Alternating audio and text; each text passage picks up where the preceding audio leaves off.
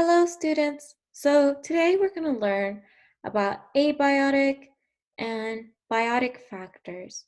So first things first, we're going to want to know about our ecosystem.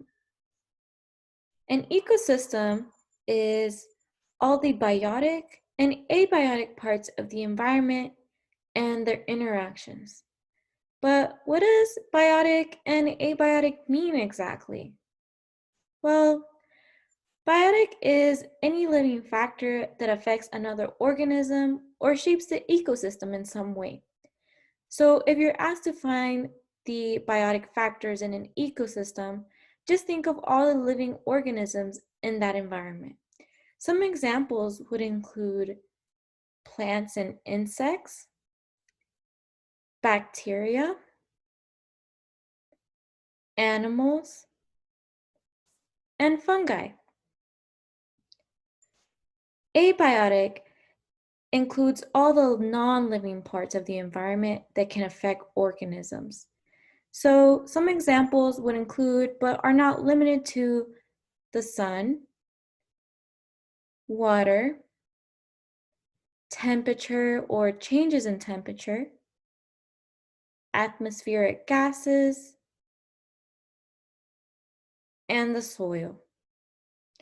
So now that we know all that information, let's go ahead and take a look at a picture of an ecosystem.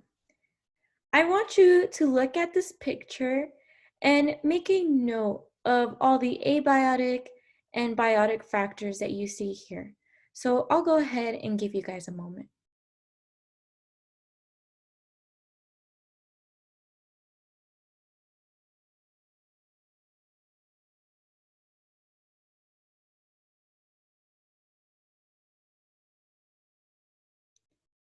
Are you done?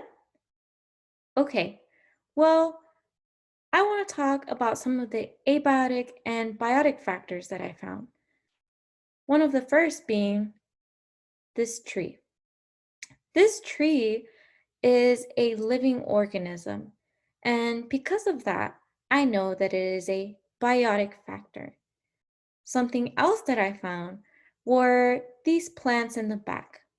Now, if you pointed out the trees in the back, any shrubs, any other plants, that's okay too, but these plants are also biotic.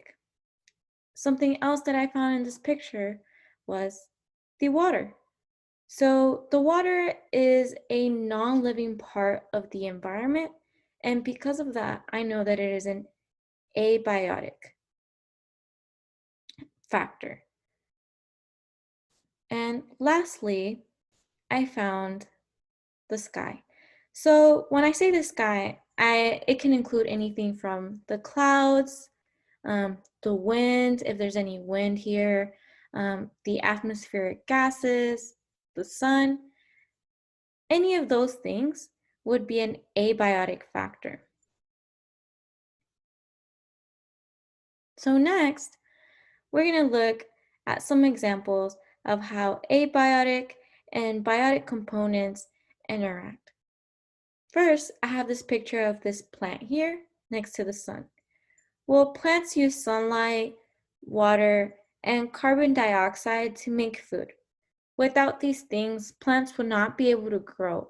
So plants use non-living things in the environment like water and sunlight to make their own food.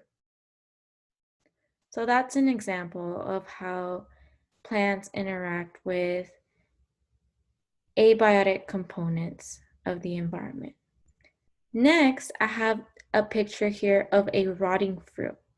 Well, from this picture, I can see that this fruit has mold and probably some bacteria on it. Well, the bacteria and the mold, which is a type of fungi, work together to decompose this plant.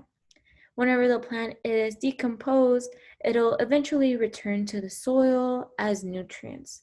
So that is another example of how biotic, being the fungi, the mold, the bacteria, um, the fruit interact with a abiotic part of the environment, being the soil. And lastly, I have a picture of a cute little fox here. So I can see that this fox looks to be in what looks like very cold weather because it is in the snow. Well, some foxes are known to change their coats. They'll go from a brown or red fur in the summer and spring, and when the temperatures drop, the foxes will start growing white coats in order to match their environment and be able to blend into their surroundings.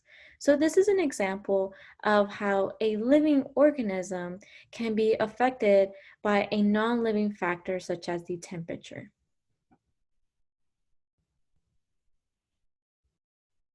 What are some things in your own neighborhood that are abiotic or biotic?